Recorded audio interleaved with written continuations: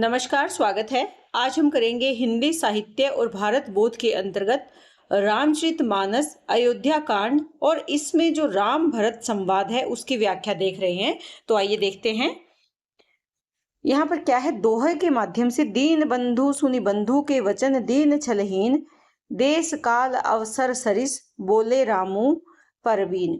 तो यहाँ पर क्या है कि दीन बंधु सुनी सुना और बंधु के वचन। दीन बंधु कौन है? यहाँ पर दीन लोगों के जो सहायक है वो कौन है? श्री राम है।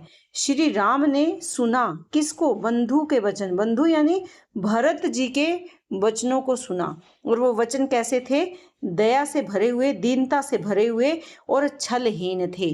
तो छल रहित वचन सुनकर, किसके? भरत के वचन सुनकर श्री राम देश काल अवसर सरिस बोले रामू परवीन। कि परवीन, या यूं कहें कि श्री राम जो चतुर हैं, निपुण हैं, वो देश काल स्थान समय या देश काल या अवसर को देखकर सरस वचनों में बोलते हैं। यानी समय के अनुकूल वचनों का प्रयोग करते हुए श्री राम कहते हैं, किसको देखकर? भरत की, बंधु के दीन और छल रहित वचनों को सुनकर श्री राम अवसर के अनुकूल सरस वचन बोले। क्या कहते हैं? तात तुम्हारी मोरी परिजन चिंता गुरही नृपही घर बन की। कि हे तात, तात तात यानी भाई, हे तात तुम्हारी, मोरी यानी मेरी, परिवार की, चिंता किसकी है? गुरु ही। और गुरु यहाँ पर कौन है? गुरु वशिष्ठ हैं। और नृपही, राजा कौन है? राजा जनक हैं। कि मेरी, तुम्हारी और परिवार की चिंता किसको है? जो सब तरह की इस समय में चिंता के जो विषय हैं, उस चिंता को गुरु और महाराज जनक को वो सबसे बड़ी चिंता है। या चिंता सबसे ज्यादा किसको है? गुरु वशिष्ठ जी और महाराज जनक जी को है। माथे पर गुरु मुनि मिथिलेशु।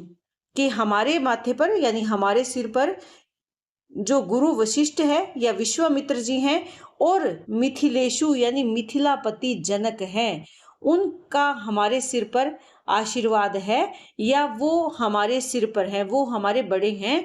और हम ही तुम ही सपनेहु न कलेशु। तो हमें यानी मुझे और तुम्हें सपने में भी, यानी वास्तविकता को तो छोड़ो, सपने में भी हमें किसी प्रकार का क्लेश नहीं है, अर्थात किसी प्रकार की चिंता हमें नहीं करनी चाहिए। क्योंकि इन सब की चिंता करने के लिए, कि मेरी, तुम्हारी, परिजन की, सब की चिंता करने के लिए गुरु और राजा, गुरु वशिष्ठ और राजा जनक हमारे साथ हैं। घर की, वन की, सब प्रकार की चिंता उनके माथे पर है या उनके ऊपर है। हमें तुम्हें यानी मुझे और तुम्हें सपने में भी किसी प्रकार की चिंता नहीं करनी चाहिए। तो यहाँ पर भरत को समझाते हुए श्री राम सरस शब्दों में कहते हैं, मोर तुम्हारा तुम्हार परम पुरुषार्थु स्वार्थु सूजसु धर्मु परमार्थु पितु आयशु पालिही दुह भाई लोक वेद भल भूप भलाई। तो यहाँ पर क्या कहते हैं कि मेरा और तुम्हारा जो परम पुरुषार्थ है, इसके साथ साथ जो स्वार्थ है, सूजसु यानी सुयश है, धर्म है और परमार्थ है। इसी में क्या है, हम दोनों की जो पिताजी, उनकी आयुषु यानी आज्ञा का पालन करें दुहु भाई, दोनों भाई। कि जो पिताजी ने, पिता यहाँ कौन है? राजा दशरथ हैं।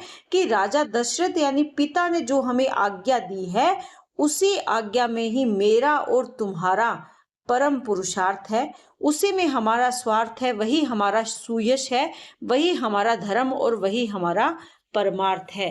कि हमारा सबसे परम कर्तव्य क्या है? पिता की आज्ञा का पालन करें। लोक वेद भल भूप भलाई। भूप यानी राजा, राजा की भलाई से ही क्या है?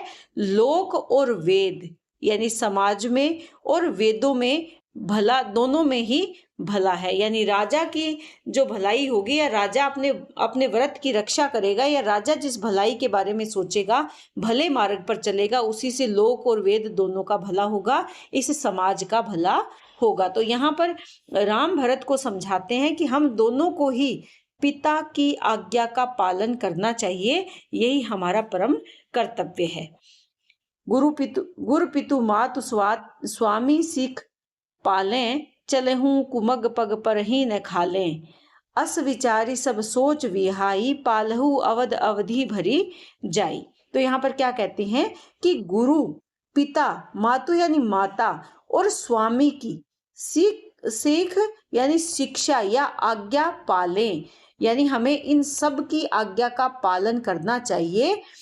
चले कुमग यानी कुमार्ग पर ही न ख्याले, यानी हम यहाँ कहने से भाव क्या है कि अगर हम इन सब की आज्ञा का पालन करेंगे तो कुमार्ग में चलने पर भी पग यानी पैर कहाँ नहीं जाएगा, गड्ढे में नहीं पड़ेगा, यानी हमारा पतन नहीं होगा। अर्थात हम अपने कर्तव्य का अगर पालन करेंगे, कर्तव्य क्या है कि अपने से बड़ों का सबकी आज्ञा का पालन करें, और अगर हम ऐसा करते हैं तो हम किसी भी जीवन में किसी भी कुमार्ग पर नहीं जाएंगे, यानी हमारा पतन नहीं होगा। अस विचारई, ऐसा विचार कर, सब सोच विहाई, कि सब सोच विहाई यानी त्याग दी, छोड़ दी, पालहूं अवध अवधि भरी जाई, कि तुम पालन करो अवध में जाकर, अवधि यानी वनवास की जो अवधि है उस तक तुम जाओ, यानी ऐसा विचार करो कि हम कुमार्ग पर ना चलें, और कुमार्ग पर ना चलने का एक ही उपाय है कि हम अपने बड़ों की आज्ञा का पालन करें, और ऐसा तुम विचार करो और सब कुछ छोड़कर, सब सोच विहाई, सब चिंता, सब कुछ छोड़कर तुम पालन करो। किसका पालन करो कि तुम अवध में जाओ और वहां पर अवधि भर, अवधि यानी जो वनवास का समय है, उस वनवास के समय में वहां रहकर अपने कर्तव्य का पालन करो। देसु कोसु परिजन परिवारु, गुरुपद रजहि लाग छरु भारू। तुम्हें मुनि मातु सचिव सिख मानी, पालेहू पुहुमी प्रजा रजधानी। तो यहाँ पर क्या कहते हैं कि देसु कोसु, कि देश, और कोश यानी कोशु यानी कोश, कोश यानी खजाना, परिजन जो कुटुंब के परिवार के लोग हैं, परिवार हूँ यानी जो हमारे कुटुंब के लोग हैं, जो परिवार के लोग हैं, आदि सबकी जिम्मेदारी किस पर है, गुरु पर। गुरु पद यानी पैरों में, रजही यानी चरण रज पर है, यानी गुरु के चरणों पर सबकी जिम्मेदारी है। लाग छरु भारू से अभिप्राय क्या है, जो राज मुकुट है, या राज मुकुट कह सकते हैं, या राज कर्तव्य कह सकते हैं, कि राज मुकुट का भार भी किस पर है, गुरु पर है। तो ये सब जिम्मेदारी किसकी है, मुनि विशिष्ट की है, या हमारे गुरु की।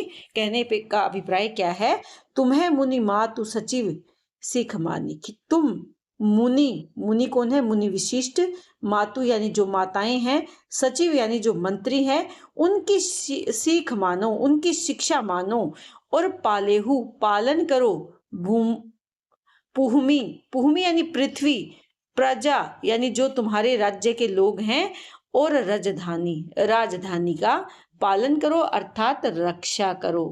पालना करने से अभिप्राय क्या है कि रक्षा करो, अर्थात तुम्हारा कर्तव्य क्या है कि तुम जाओ, राजमुकुट का भार, उसकी चिंता तुम किस पर छोड़ दो, गुरु पर छोड़ दो। देश की चिंता तुम गुरु को दे दो, कोष खजाने की सब की चिंता तुम गुरु को दे दो, और तुम्हारा कर्तव्य क्या है कि तुम इन सब की, जो तुमसे बड़े हैं, जो तुम्हारे आसपास जो बड़े हैं, परिजन हैं, गुरु हैं, जो तुम्हारे मंत्री हैं, तुम उनकी आज्ञा का पालन करो और प्रजा की रक्षा करो, यानी राजधानी में रहते हुए उन सब के आदेशों का तुम पालन करो। कौन कह रहा है, भरत से श्री राम कह रहे हैं। दोहे में क्या है कि मुखिया मुखु सो चाहिए, खान पान कहूं एक, पालई पोसई सकल अंग, तुलसी सहित विवेक। तो तुलसीदास जी विवेक के साथ ये क्या कहते हैं कि मुखिया, मुख कि शरीर में जो मुख है वो किसकी भूमिका निभाता है, मुखिया की भूमिका निभाता है। सो चाहिए, खान पान कहूं एक, कि वो जो चाहिए खाना और पीना, खाना पीना तो क्या है, एक अकेला कौन करता है? मुखिया करता है। यानी शरीर को चलाने के लिए उसका सारा कार्य कौन करता है? उसको जीवित रखने के लिए उसको अन्न जल कौन ग्रहण करता है? मुखिया ग्रहण करता है। और किसके लिए? पालई पोषई, पालन पोषण करता है सकल अंग, सारे शरीर के अंगों का। विवेक पूर्ण मुखिया, मुखिया यहाँ मुख है, यानी शरीर का मुखिया कौन है? मुख है।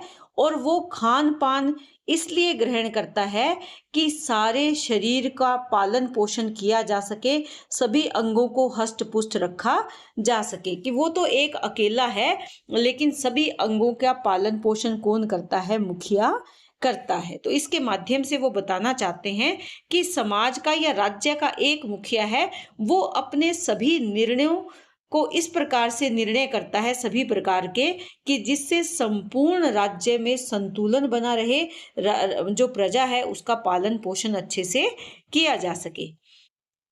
राजधर्म सब सरबसु एत नोई, जिमि मन माह मनोरथ गोई, बंधु प्रबोधु कीने बहु भांति, बिनु आधार मन तोसु ने शांति। क्या कहते हैं?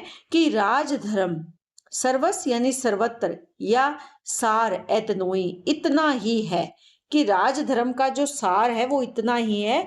जिमी मन, जैसे मन के माह यानी भीतर, मनोरथ गोई यानी छिपा रहता है, मन की गहराई में जैसे कोई मनोरथ छिपा रहता है, वैसे ही राजधर्म का सार भी इतना ही है। बंधु प्रबोधु, तो यहाँ पर वो क्या कहते हैं? श्री रघुनाथ जी अपने भाई को संबोधन करते हुए कहते हैं कि प्रबोधु कीन्ह बहु भांति, बहु यानी अलग अलग, भांति यानी तरीके से, बंधु यानी भरत को समझाया, उसको ज्ञान दिया, भरत को अलग अलग प्रकार से समझाने का प्रयास किया। बिनु आधार मन तोसु ने शांति, परंतु कोई आधार यानी अवलंब, कोई सहारा उनको नहीं मिल रहा था, इसीलिए बिना आधार के ना तो उन्हें संतोष प्राप्त हो रहा था और ना ही शांति प्राप्त हो रही थी। क्यों? क्योंकि जो भरत है वो श्री राम को छोड़कर जाना नहीं चाह रहे थे, उनके पास जाने के लिए कोई सहारा नहीं था, इसीलिए वो राम के समझाने पर भी ना तो संतोष का अनुभव कर रहे थे और ना ही उनके मन को शांति प्राप्त हो रही थी।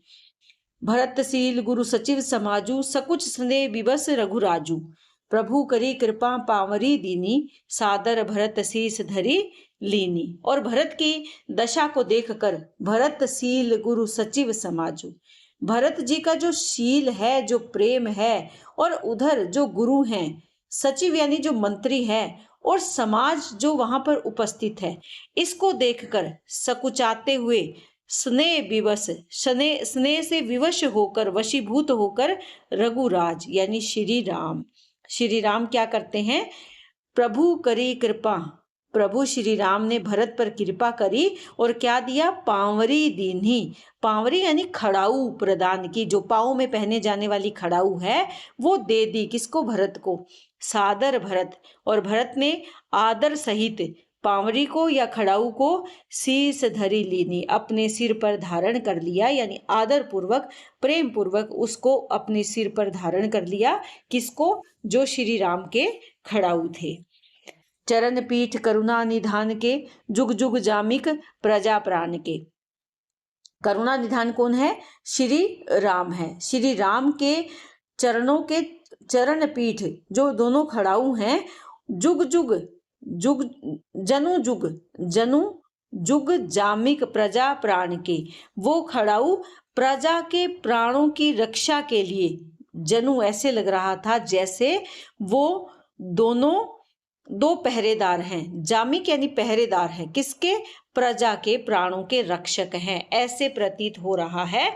संपुट भरत स्नेह रतन के, संपुट क्या होते हैं? पात्र, पात्र कह सकते हैं, डिब्बा कह सकते हैं, जिसमें कोई वस्तु रखी जाती है। और ऐसे लग रहा था कि भरत के प्रेम रूपी स्नेह यानी प्रेम रूपी रतन को रखने के वो पात्र हैं, के लिए उनको देखकर ऐसे लग रहा था कि भरत ने अपना सारा प्रेम उन पर उड़ेल दिया है, उनको पात्र समझकर सारा प्रेम उनमें डाल दिया है। आखर जुग जनु जीव जतन के, कि ऐसे लग रहा था कि वो आखर हैं, आखर यानी अक्षर हैं। किसके अक्षर हैं? राम नाम के दो अक्षर हैं, जो क्या है?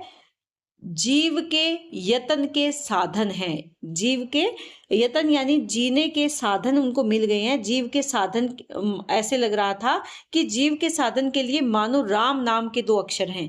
जीव यानी उनके जीवन का आधार मिल गया है, उनके सहारे जीवन बिताया जा सकता है। तो इस संसार के जो जीव हैं उनके साधन के दो अक्षर हैं। साधना किससे की जा सकती है? राम नाम से। राम नाम का सहारा उन्हें मिल गया है।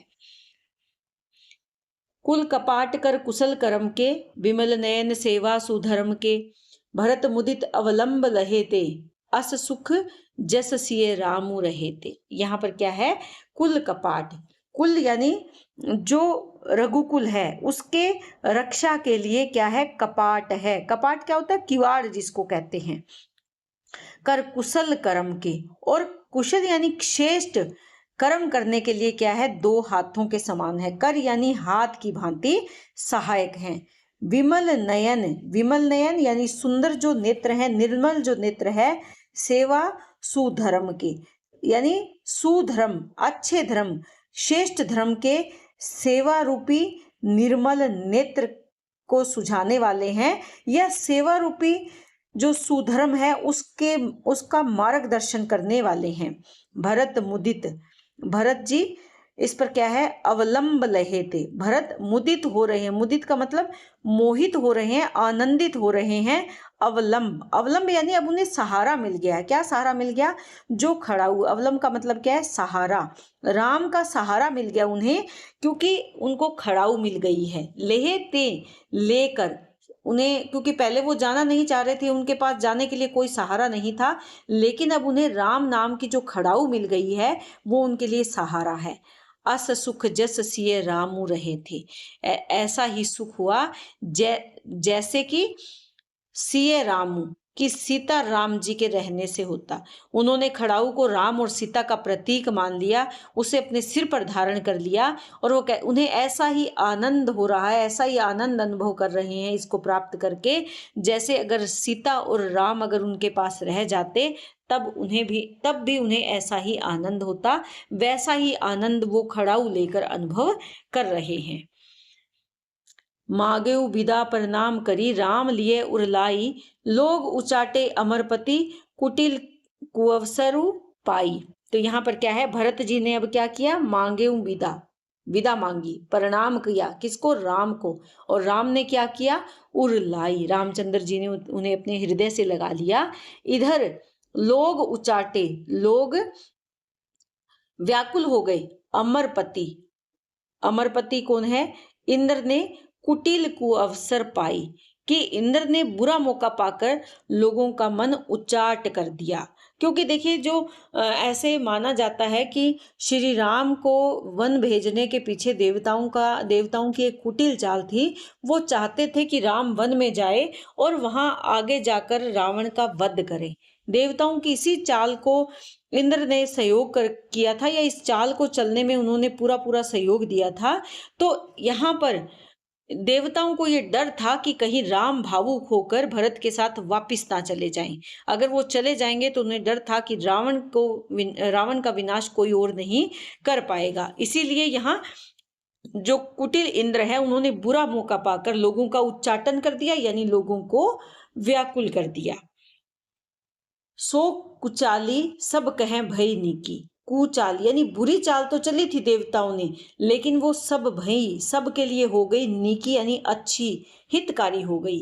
अवधि आस सम जीवनी जी की, और अवधि की आशा के सम यानी समान ही वह जीवनी, जीवनी यानी संजीवनी हो गई, जी की यानी जीवन की। एक अवधि की आशा लगी। अवधि कितनी थी? 14 वर्ष की अवधि, कि ये 14 वर्ष की अवधि है समाप्त हो जाएगी, और ये सब के लिए एक अवधि एक संजीवनी के समान होगी कि ये अवधि किसी तरह बीत ही जाएगी। और यहाँ पर कुचाल जो चली गई थी वो सबके लिए अच्छी हो गई। उधर जो देवता थे वो भी प्रसन्न हो रहे थे कि राम अब वापिस नहीं जाएंगे, और इससे क्या होगा कि रावण का वध हो जाएगा।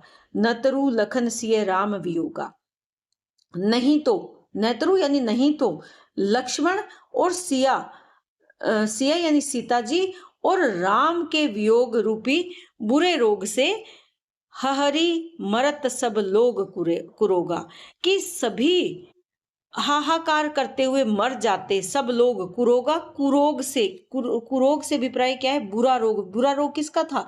वियोग का जो रोग है। कि जब भरत यहाँ पर आए तो देवता डर रहे थे कि भरत ने ये क्या किया, अगर वो राम को वापस ले आए तो अनर्थ हो जाएगा, रावण को नहीं मारा जा पाएगा, मारा जा सकेगा। तो यहाँ पर लेकिन जब भरत राम की खड़ाऊ लेकर चले तो उस अवसर पर सबको लगा कि ये सब अच्छा हुआ।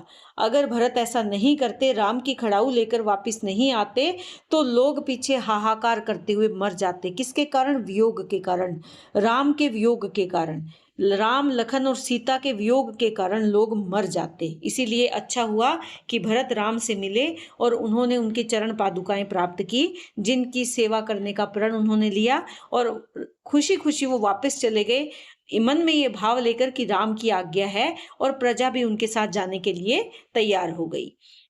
राम कृपा अवरेब सुधारी, विबुध धारी भई गुनद गोहारी। श्री राम जी की कृपा ने सारी उलझन सुधार दी। राम जी ने क्या कृपा करी? राम जी ने उनको क्या दिया? खड़ाऊ दी। इसलिए वो सारी जो दुविधा थी, उलझन थी, वो दूर हो गई। अवरेब सुधारी यानी अवरेब यानी उलझन सुधार ली। और विबुध, विबुध यानी देवताओं की देवधारी भई गुनद गोहारी, जो देवताओं की सेना आई थी क्या करने के लिए? लूटने के लिए आई थी, वही क्या हो गई? भई यानी हो गई, गुणद, गुणद यानी गुणकारी या हितकारी, और गोहारी रक्षक बन गई। क्योंकि देवता देवता भी ये चाहते थे कि वो ना जाए यहाँ से, तो ऐसे में राम ने कृपा करी और देवताओं ने जो चाल चली थी वो भी क्या बन गई? पूर्णतः सफल हुई और रक्षक बन गई। भेंटत भुज भरी भाई भरत सो, राम प्रेम रसु ने कहीं न परत सो। राम जी भुजाओं में भरकर, भुज भरी, भुज यानी भुजाओं में, अपनी बाहों में भर लिया किसको? भाई भरत को, और उससे मिले राम प्रेम। राम के प्रेम रूपी रस में भरत इतने आनंदित हो गए कि कहीं न परत सो, और उस आनंद का वर्णन नहीं किया जा सकता। जो राम जी का प्रेम भरत पर वो लुटा रहे थे, भरत को जिस प्रेम से उन्होंने अपनी बाहों में भर रखा था, उस प्रेम का वर्णन नहीं किया जा सकता। तन मन वचन उमग अनुरागा, धीर धुरंधर धीरजु त्यागा। कि तन मन और वचन से, तन मन और वचन से प्रेम, अनुरागा यानी प्रेम उमग, उमड़ पड़ा। तन से भी प्रेम झलक रहा था, मन से भी प्रेम झलक रहा था, और वचनों से भी प्रेम उमड़ रहा था।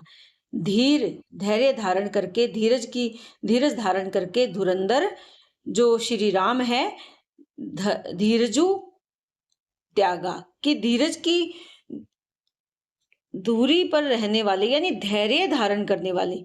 धीरज की धुरी को अभिप्राय क्या है? हमेशा धैर्य धारण करके रखने वाले जो श्री राम है, उन्होंने अभी भी अपना धैर्य त्याग दिया। उन परिस्थितियों ने उनको भी विवश कर दिया कि वो अपना धैर्य उन्होंने त्याग दिया। और वारी जलोचन मोचत वारी, और क्या हो गया? उनके जो कमल के समान सुंदर नेत्र थे, वारिज यानी कमल के समान, कमल जैसे लोचन यानी नेत्र थे, मोचत वारी, और उनमें से क्या निकलने लगे? नेत्रों से प्रेम जल बरसने लगा, अश्रु बहने लगे। देखी दशा सुर सभा तुखारी, और उनकी ये दशा देखकर सुर और सभी जो सभा थे वो दुखी हो गए। जो समाज के सभी प्रकार के लोग थे, सुर यानी जो देवता भी वहां उपस्थित थे, देवता और सभी समाज के जन जो वहां उपस्थित थे, सब क्या हो गए? दुखी हो गए। क्यों? क्योंकि राम हमेशा किसी भी प्रकार की परिस्थिति क्यों ना हो, वो हमेशा धीरज धारण करके रखते थे, धैर्यवान रहे हैं। लेकिन इस अवसर पर अपने भाई के प्रति प्रेम का भाव अभिव्यक्त करते हुए वो भी यहाँ पर क्या हो गए? व्याकुल हो जाते हैं, उनकी आंखों से अश्रु बहने लगते हैं। वो प्रेम के आंसू है। उन आंसुओं को देखकर जो वहां उपस्थित देवगण हैं और जो सभाजन है, वो सभी दुखी हो जाते हैं। मुनिगण गुर धुर धीर जनक से, ज्ञान अनल मन कसे कनक से। जो विरंची निर्लेप उपाय, पदुम पत्र जिमि जग जल जाए। तो मुनिगण, जो वहां मुनिगण थे, जो गुरु वशिष्ठ जी हैं, और जनक सरीखे, जो धैर्य धारण करने वाले वीर हैं। धुर धुर यानी धुरंधर कह सकते हैं या जो वीर कह सकते हैं, ये सब क्या है, ये धैर्य धारण करने वाले लोग हैं। ज्ञान रूपी अनल यानी अग्नि में मन कसे कनक से, अग्नि में सोने के समान निखरे हुए हैं। जैसे ज्ञान रूपी, इनको सभी प्रकार का, कहने का भाव क्या है कि ये ज्ञानी ध्यानी हैं, इनको सभी प्रकार का ज्ञान है। ज्ञान रूपी अग्नि में जलकर ये सोने के समान निखरे हुए हैं। जे विरंची निर्लेप उपाय, यहाँ पे क्या है, ब्रह्मा जी ने जो निर्लेप ही रचा, जो उपाय रचा या जो ये घटनाक्रम चला, पदुम पत्र, वो कैसा था, पदुम यानी कमल के पत्र, जिमी जग जल जाए, कि जैसे कमल, कमल का पत्ता क्या है, कमल का पत्ता होता है जो जल में रहते हुए भी जल से विरक्त रहता है, यानी इस पर पानी का कोई प्रभाव नहीं पड़ता, ये पानी के ऊपर तैरता रहता है, पानी के भीतर नहीं डूबता, इस पर पानी की बूंद तक नहीं रुकती, ये पानी से विरक्त रहता है। तो यहाँ पर जिनको ब्रह्मा जी ने, गुरु वशिष्ठ हैं, मुनिगण हैं, जनक हैं, इनको ब्रह्मा जी ने निर्लेप ही रचा था।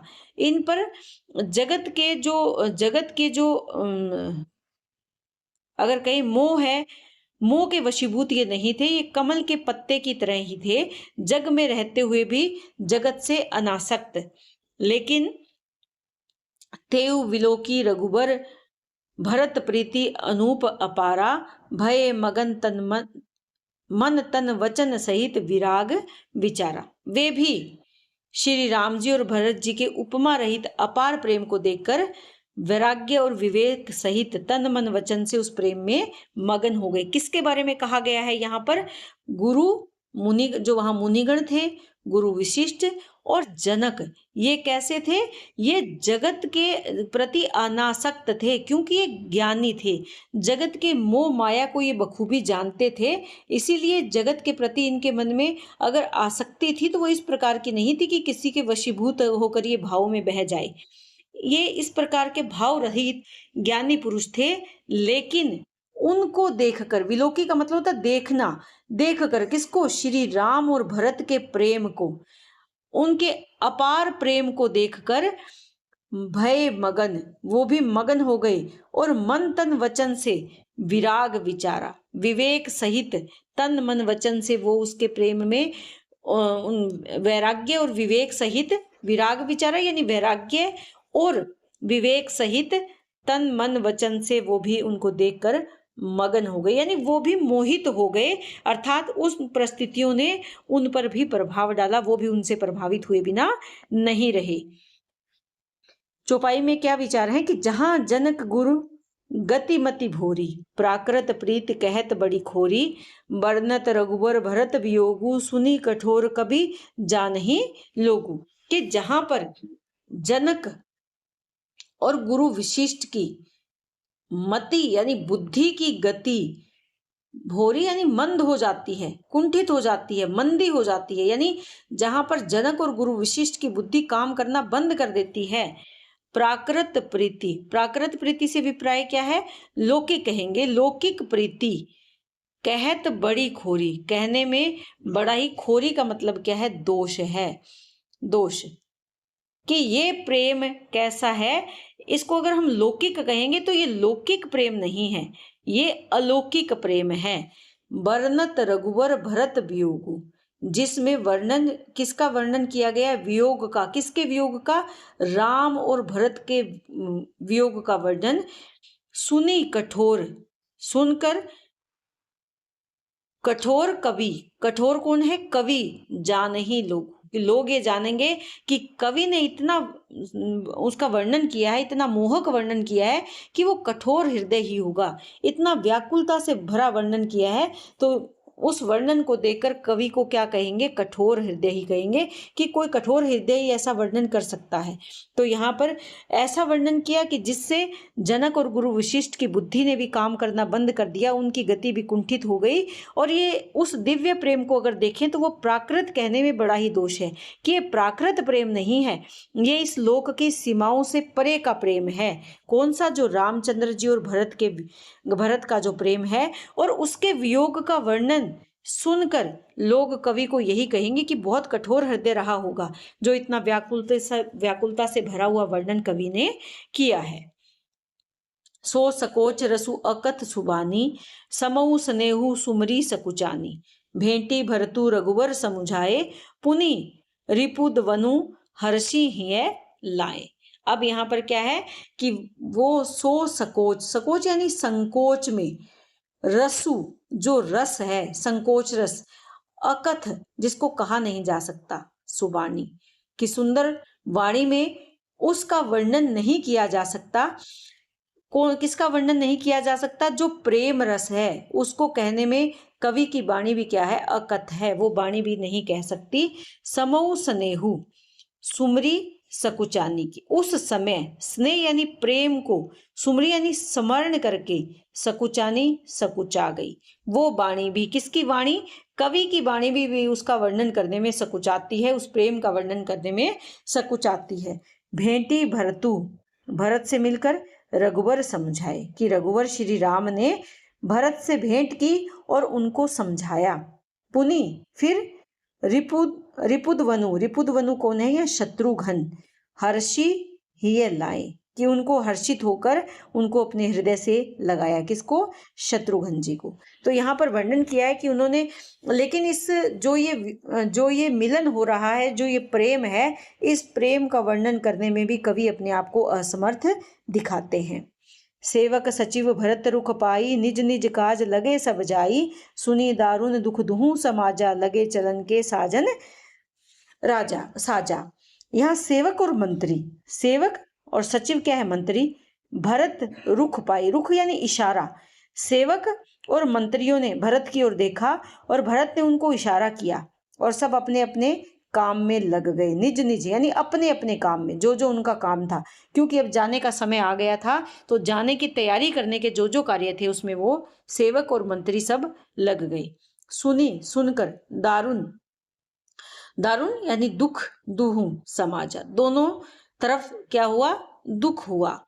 लगे चलन, देखिए जब ऐसी अवस्था आई, ऐसी करुण अवस्था आई, ऐसा करुण वातावरण वहां उत्पन्न हो गया कि दोनों समाज, इधर श्री राम और उधर देवगण जो थे, या जो प्रजा थी, अयोध्या की जो प्रजा भरत के साथ आई थी, उनमें क्या हो गया? चारों तरफ करुणा से वो सब, या उनमें दारुण दुख हो गया, यानी दुख की प्रकाष्ठा, दुख भर गया।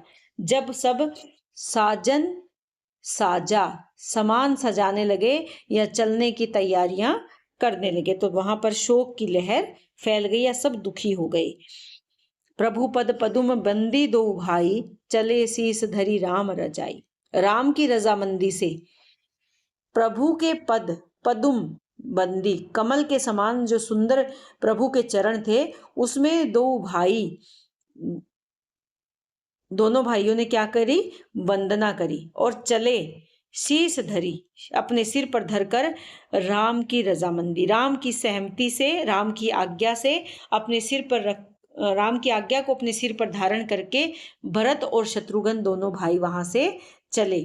मुनि तापस वन देव निहारी, मुनि, तपस्वी और वन देवता सबने निहारा, सब सन्मानी बहोरी बहोरी, और सब बार बार, बहोरी बहोरी यानी बार बार उनका सम्मान करके उनकी विनती कर रहे थे।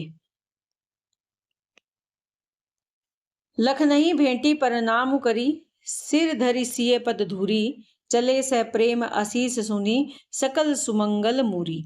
तो यहाँ कहने का भाव क्या है कि लखनी, लखनी यानी लक्ष्मण जी को भेंट कर, मिलकर प्रणाम करी, प्रणाम करके सिर धरी सिए पद धूरी, और सिर पर किसको धरी? यानी धारण किया, सीता जी के पैरों की धूल को धारण किया, उनके चरणों की धूल को अपने सिर पर धारण करके चल पड़े, स प्रेम, प्रेम सहित, आशीष सुनी, आशीर्वाद सुनकर। क्योंकि जब उन्होंने लक्ष्मण से भेंट की और फिर सीता जी को प्रणाम किया, तो दोनों ने उनको आशीष दी, आशीर्वाद दिया, और उनके आशीर्वाद को सुनकर सकल सुमंगल मूरी, कि चल पड़े। उनका जो सुमंगल का मूल भाव था, सबका मंगल हो, ऐसे सकल यानी समस्त मंगलों के मूल भाव को लेकर वो वहां से प्रेम सहित चल पड़े। कहने का भाव क्या है कि प्रेम पूर्वक वहां से चले कौन, भरत और शत्रुघ्न। सानुज राम नृपहि सिर नाई, कीनी बहुत विधि विनय बढ़ाई, देव दया बस बड़ दुखु पाए, सहित समाज का नहीं आयु।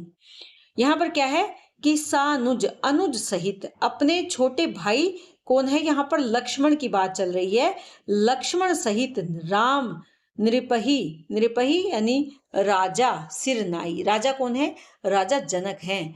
लक्ष्मण, राम ने लक्ष्मण सहित राजा जनक को प्रणाम किया, सिर नवाकर, कीनी बहुत विधि विनय बढ़ाई, और विनती की और बढ़ाई की। उन्होंने बहुत विधि यानी अनेक प्रकार से उनकी विनती और बढ़ाई की कि देव दया बस बड़ दुख पाओ, कि हे देव, दया के वशीभूत होकर आपने मेरे लिए या हमारे लिए बहुत दुख पाया है। सहित समाज, समाज के साथ, कानन ही जंगल में आए हो, कि आप समाज के साथ जंगल में आए हो हमारे लिए, आपको बहुत कष्ट हुआ, आपने बहुत दुख पाया है। किसको कह रहे हैं, राजा जनक को कह रहे हैं, राम लक्ष्मण के साथ। पुरपगुधारी देई आशीषा, कीने धीर धरी गवनु महिषा, कि अब क्या है कि अब आप पुर यानी नगर में, पगु धारिये, कि अब आप कहाँ जाएं, नगर में जाएं, पुर यानी नगर में, नगर को पधारे, देई देकर आशीर्वाद, असीसा यानी आशीर्वाद देकर अब आप वापिस नगर में पधारे, किन्हें धीर धरी, ये बात सुनकर धैर्य धारण करके, गवनु, गवनु यानी गवन, गमन किया, महिषा राजा जनक ने। मुनि महिदेव साधु सन्माने, फिर श्री राम ने क्या किया, मुनि महिदेव यानी ब्राह्मण और साधुओं का उनको सन्माने, सम्मान करते हुए विदा किए। और सम्मान कैसे किया, हरि हर सम जाने, हरि यानी विष्णु, हर यानी शिव, सम यानी समान जाना, कि उन सबको जो आए थे, मुनि थे, ब्राह्मण देव थे, साधु थे, उन सबको भगवान विष्णु और शिव के समान जानकर उनका आदर किया और उनको विदा किया। सासू समीप गए दो भाई, फिरे बंदी पग आशीष पाई, और उसके बाद अपनी जो उनकी सास थी उनके समीप गए। सास कौन है, जो माता सीता की माता हैं सुनैना जी, उनके पास गए दो भाई लक्ष्मण और श्री राम। फिरे बंदी पग आशीष पाई, और उन्होंने उनके चरणों में वंदना की, पग यानी चरणों में, पैरों में वंदना की और उनसे आशीर्वाद प्राप्त किया। कौशिक वामदेव जाबाली, पुरजन परिजन सचिव सुचाली, और उसके बाद कौशिक कौन है, विश्वामित्र, वामदेव यानी जो वामदेव हैं, और जाबाली उनको, और पुरजन नगर के जो लोग हैं, परिजन जो परिवार के लोग हैं, और सचिव यानी मंत्री हैं, उन सबको क्या किया, सुचाली यानी उनको भी प्रणाम किया, उनसे भी आशीर्वाद लिया। तो यहाँ पर कहने का भाव क्या है कि राम और लक्ष्मण सबको विदा कर रहे हैं और उनसे आशीर्वाद प्राप्त कर रहे हैं। जथा जोगु करी विनय प्रणामा, उनके पास आए। यहाँ पर जो है कि किसके पास आए, विश्वामित्र, वामदेव, जबाली, परिजन, नगर के लोग, सचिव के पास वो आए चलकर। जथा जोगु करी विनय प्रणामा, और सबको छोटे भाई लक्ष्मण सहित यथा योग्य करी विनय के साथ प्रणाम किया। किसने, श्री राम ने। विदा किए सब सानुज रामा, और अपने अनुज सहित राम ने सबको विदा किया। नारी पुरुष लघु मध्य बडेरे, उनमें जो नारी है, पुरुष हैं, लघु यानी छोटे हैं, और जो उनसे बड़ेरे यानी बड़े, सभी जो उनसे बुजुर्ग हैं, बड़े की श्रेणी में जो आते हैं, सब सन्मानी कृपा निधि फेरे, कि सबका सम्मान करके कृपा निधि श्री राम ने उनको वापिस लौटाया। तो यहाँ कहने का भाव क्या है कि यथा योग्य, जो जिस प्रणाम के योग्य था, यानी कोई चाहे छोटा था, पुरुष था, नारी थी, या कोई उनसे छोटा था, कोई मध्य आयु का था, या कोई बड़े बुजुर्ग थे, सबको उन्होंने सम्मान सहित कृपा निधि श्री राम ने उनको वापस प्रणाम करते हुए वापस भेजा। भरत मातु पद बंदी प्रभु सुचि स्नेह मिली भेंटी, विदा किन्ह सजी पालकी सकुच सोच सब मेटी। भरत की माता कौन है? भरत की माता है कैकेयी। तो कैकेयी के पद बंदी, कैकेयी के चरणों में वंदना करी, प्रभु सुचि स्नेह मिली भेंटी, और जो सुचि यानी सच्चे स्नेह से, पवित्र स्नेह से उनसे मिले, उनसे भेंट की। क्यों कहा गया? क्योंकि जो कैकेयी है उन्होंने ही तो राम के लिए 14 वर्ष का वनवास मांगा था। तो यहाँ पर लेकिन राम के मन में उनके लिए किसी प्रकार का छल कपट नहीं है, इसीलिए वो माता कैकेयी से स्नेह पूर्वक, प्रेम पूर्वक मिलते हैं, उनसे भेंट करते हैं। और विदा किन्ह सजी पालकी, और उनके लिए पालकी सजाकर उन्हें विदा करते हैं। सकुच सोच सब मेटी, और सभी प्रकार के संकोच और सोच को मिटाकर, क्योंकि कैकेयी के मन में ये पश्चाताप था कि उनके कारण राम वनवास हैं, लेकिन राम ने उनके सभी प्रकार के संकोच, सोच और चिंता को मेट दिया, और जो घटनाक्रम घटित हुआ उसे अपने अपने निश्चित माना, अपने कर्मों का फल माना, यह उनके जीवन का एक निश्चित उद्देश्य मानकर उन्होंने माता को समझाया और माता को वापस भेज दिया। किसमें? पालकी को सजाकर, पालकी में बिठाकर। परिजन मातु पितही मिली सीता, फिरी प्राण प्रिय प्रेम पुनीता, करी पर नामु भेंटी सब सासु, प्रीति कहत कभी हिय न हुलासु। और प्राण प्रिय पति श्री रामचंद्र जी के साथ परिजन मातु पितही मिली सीता, सीता जो है वो अपने परिजनों से, अपने माता पिता जो राजा जनक और उनकी जो माता सुनैना है वो वहां आए हुए थे, उनसे मिली सीता।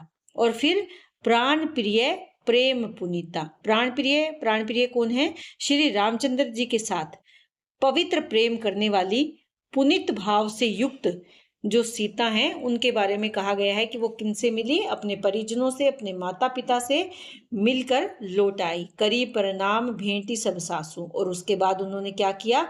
अपने सभी जो सासू थी उनके गले लगी और उनसे भेंट की और उन्हें प्रणाम किया। और प्रीति कहत कभी हिय न हुलासु, हुलासु से अभिप्राय क्या है? उत्साह। कवि के हृदय में इस प्रेम के भाव को वर्णन करने के लिए उनके हृदय में कोई शब्द नहीं है। कह सकते हैं कि उनके प्रेम का वर्णन के लिए कवि के हृदय में उत्साह नहीं होता, या उसका वर्णन कवि के लिए असंभव प्रतीत होता है। सुनी सिख अभिमत आशीष पाई, रही सिय दुहु प्रीति समाई, रघुपति पटु पालकी मगाई, करी प्रबोध सब मातु चढ़ाई। और सुनी सीख, उनकी सीख यानी शिक्षा को सुनकर, अभिमत यानी अपने मत से आशीष पाई, मन चाहा, जो वो उनके मत में था, जो उनकी बुद्धि में था, जो उनके मन में विचार था, ऐसा आशीष पाई, आशीर्वाद प्राप्त करके रही सिय दुहु प्रीति समाई। और सिय यानी सीता जी, दुहु यानी दोनों, माता और पिता दोनों की प्रीति प्रेम में समा गई, यानी उनके प्रेम में मगन रही।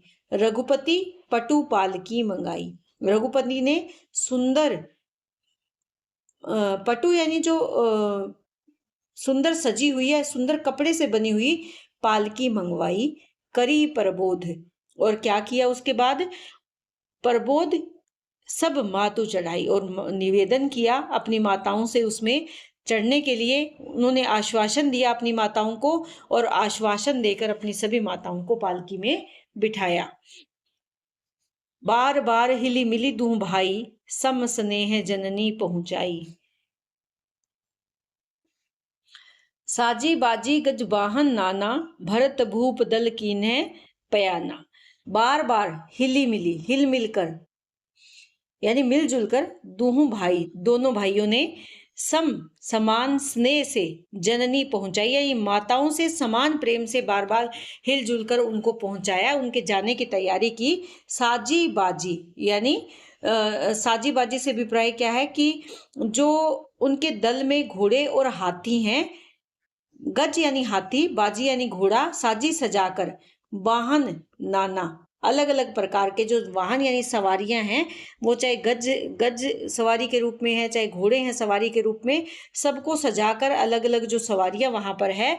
भरत भूप दल कीन्ह पयाना, भरत और भूप यानी राजा के दल ने किया वहां से पलायन या प्रस्थान, कि सभी की तैयारी करके राजा जनक और भरत ने वहां से, जो उनके वो घोड़े हाथी पर आए थे, उन सभी सवारियों को सजाकर वहां से प्रस्थान किया।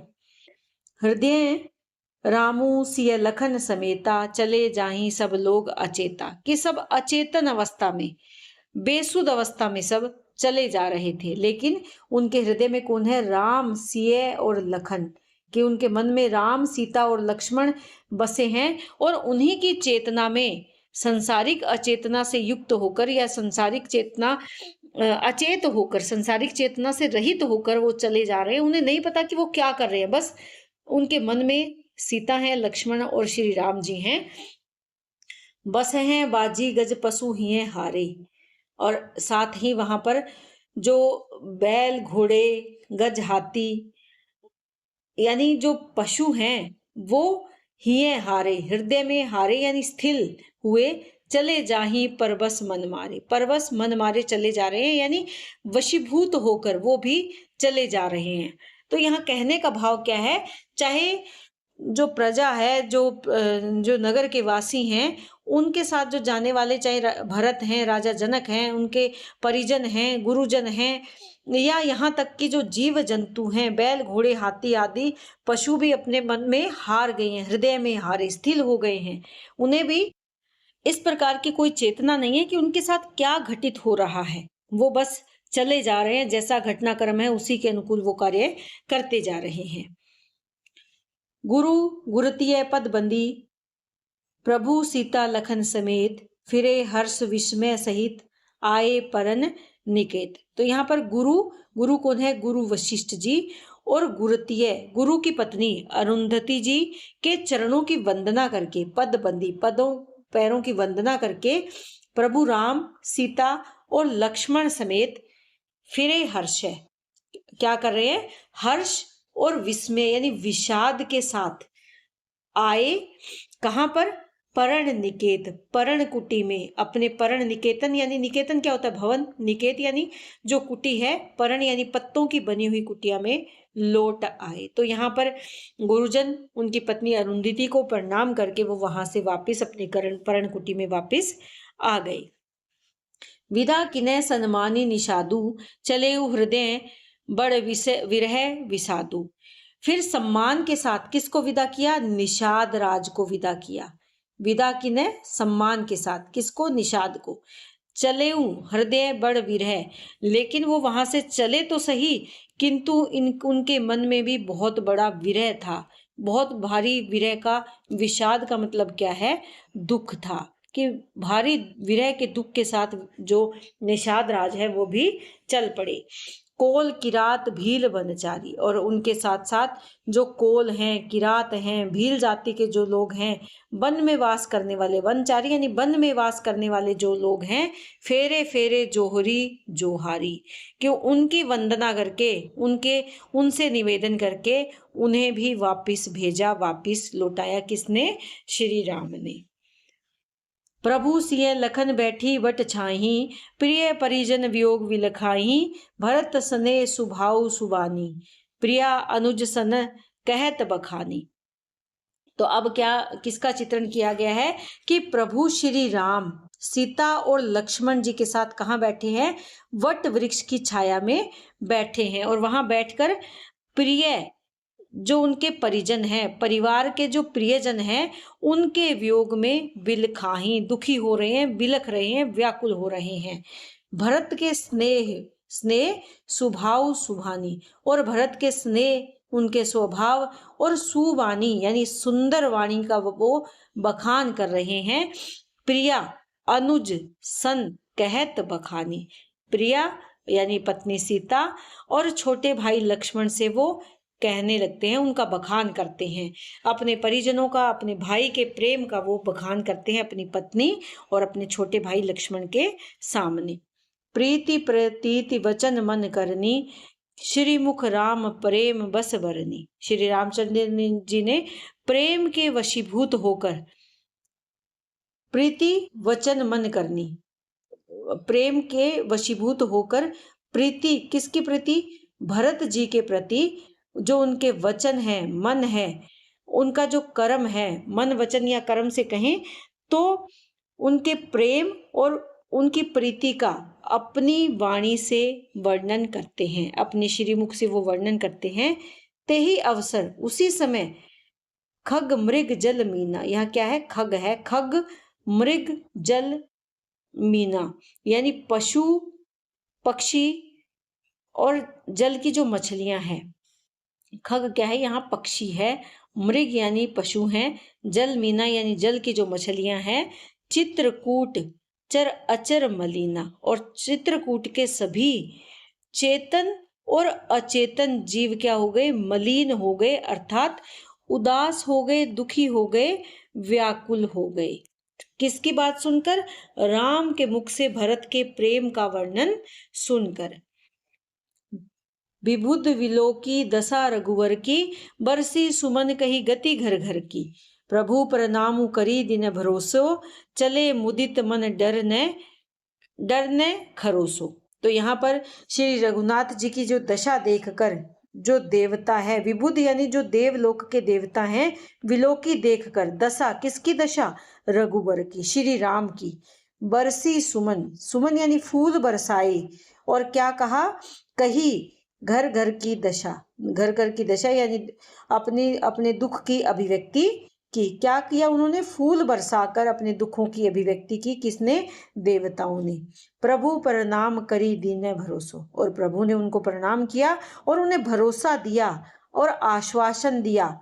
चले मुदित मन डर न खरोसो, और फिर वो मन में किसी प्रकार के भय से रहित होकर, कि उनके मन में जरा सा भी डर नहीं था, और मुदित होकर, आनंदित होकर वो सब वहां से चले गए। प्रभु राम ने उन्हें उनकी रक्षा का भरोसा दिया और सभी देवगण वहां से प्रसन्न होकर मन से भय का त्याग करके वहां से चले गए। तो इस प्रकार से हमारा जो राम और भरत संवाद है अयोध्या कांड का, रामचरितमानस में जो संकलित है, ये पूर्ण हुआ। उम्मीद करती हूँ कि ये आपके लिए उपयोगी होगा। वीडियो काफ़ी लंबी है, समय को देखते हुए मुझे ये लंबी वीडियो बनानी पड़ी, क्योंकि आने वाले समय में आपका पेपर है। देखिए, इसको आधार बनाकर आपसे जो भी पूछा जाए, व्याख्या पूछी जाए या प्रश्न पूछा जाए, वो आपके पेपर पर निर्धारित है।